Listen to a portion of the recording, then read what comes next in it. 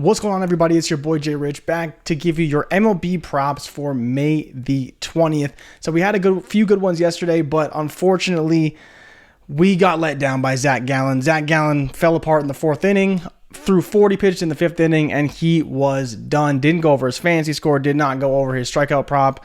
But we are back today, and I actually added some new things to the model for us to further analyze some of this data. So I'm going to show you guys what I'm looking at right now as we get into the picks for today.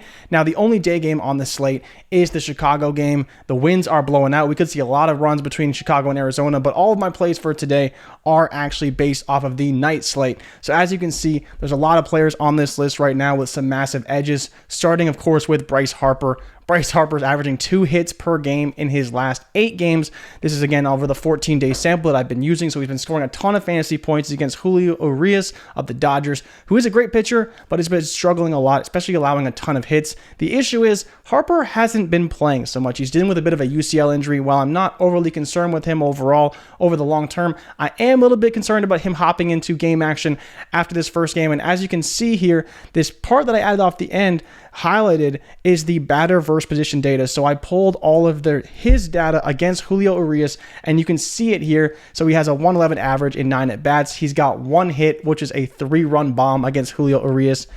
Again, if you think he can hit against Urias, I would go for it. He's got a great projection, a massive edge, as you see at almost 120%. But I am a little bit weary with Harper coming back in his first game. If he does end up playing, he'll be batting, second, third, prime lineup spot, loss of point potential, and as I've mentioned multiple times, Bryce Harper is on fire. It looks like Brandon Drury is going to be out in this matchup against Toronto, which is funny because it would have been a bit of a revenge game for Drury, and I would have liked it overall, the second highest edge on the slate, but it's looking like he's going to be out, so I'm not going to be touching that game.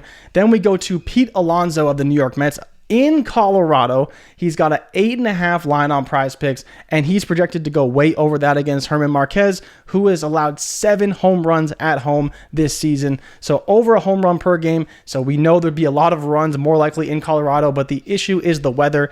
It's projected to snow anywhere between 4 and 10 inches today. So there's very, very low chance they ultimately get this game in. And if they do play, it'll be like 40 degrees. It'll be awful for everybody. So I'm not going to be playing Pete Alonso, but if you did want to play anybody in that Colorado Mets game, Pete Alonso would be the one to play.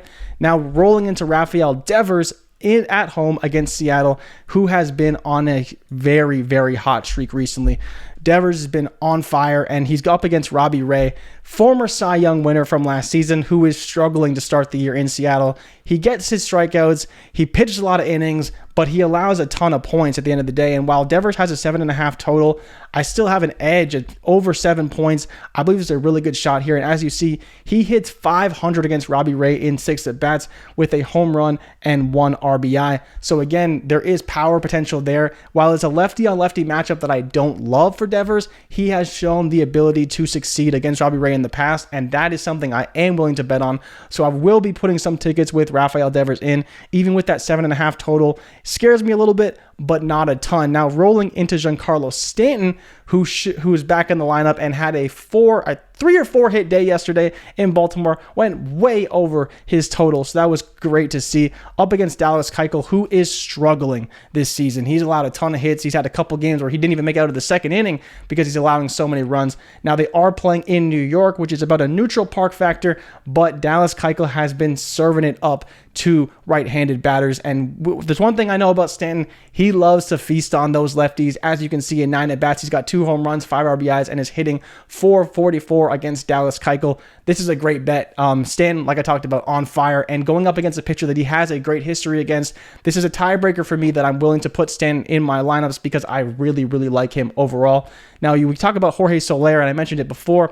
He's a guy that continually gets a lower total at only 5. They are playing in Miami, which is a pretty good ballpark for doubles and triples, but not as great for home runs. We see Soler has a very bad history against Morton, so while I don't mind the matchup, and I think there is edge to exploit there, he's never even got a hit off Morton, so I don't love this play if I was making my decision on that front. Now we roll into Ronald Acuna, who I love. Ronald Acuna averaging almost 15 points per game over his last 14 days up against Trevor Rogers, who's about a neutral pitcher and a neutral ballpark. Again, playing in Miami.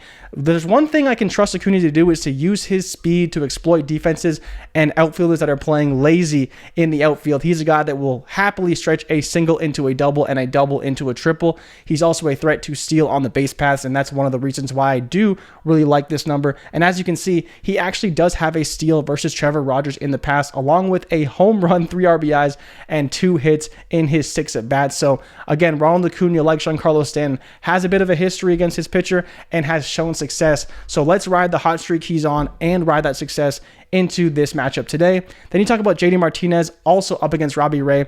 This is probably one of the more puzzling matchups that I've seen. There's one thing that we've seen from JD Martinez over the course of his career is that he typically does mash lefties.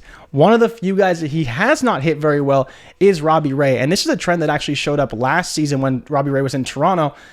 I don't know if I want to trust Martinez because he just hasn't shown it against Robbie. He's pretty good right now, as you see, averaging over 10 points in his last 14 games. But I don't know if I'm willing to bet on JD to get it right in this matchup overall. And so I'm probably going to be staying away from him. But if you do like JD in the matchup, again, he is against a lefty who's been giving up a ton of runs this season. I don't hate the play overall. It's just not going to be one of my core plays on the day. Then we get into Rhys Hoskins, another guy with a massive edge and only a 6-point total, which I don't mind, up against Julio Urias. But again, the issue is you can see in the BVP data, he has struggled against Urias in the past. And while the matchup is good and the data says that he's probably going to go over, it's not one that you necessarily have to play if you're looking at some of these matchups today. So that's just where I'm at. Carlos Correa also made the list. Main reason why he's averaging 16 points over his last 14 days, but he hasn't really played at all. So he's finally back. He's back in the lineup. He's going to be hitting in a prime lineup spot up against Daniel Lynch. Decent ballpark. I'm probably not betting it, but again, it popped in the model because he scored 16 points in his last game and he's finally back into the lineup. So you see the main guys I'm looking at right now. Rafael Devers, I really, really like in this matchup against Robbie Ray because I'm going to bet on his history and his ability to stay hot, averaging over 13 points per game. Giancarlo Stanton up against Dallas Keuchel, as you can see from the BVP, just a smash matchup. He is going to crush Dallas Keuchel today. And honestly, same could be said for Aaron Judge. Just Aaron Judge has a higher total at 8.5. So he didn't quite pop in the model up over the 70% threshold, but he is definitely in contention to go way over his number. And then Ronald Acuna Jr. as well, like I mentioned, has a great history against Trevor Rogers. So for me, those are 3 guys I would be targeting today: Rafael Devers and Giancarlo Stanton and Ronald Acuna Jr. And as always, if you tail, give them hell. And if we fail, do not bail. I'm constantly refining the process, making it better for you to make smarter and better MLB bets. And make sure to go over to PrizePicks and use promo code WAKEUP for a 100% deposit match up to $100. Let me know of any plays that you like that I didn't touch on in the comments down below. And I'll see you guys tomorrow. I'm out. Peace.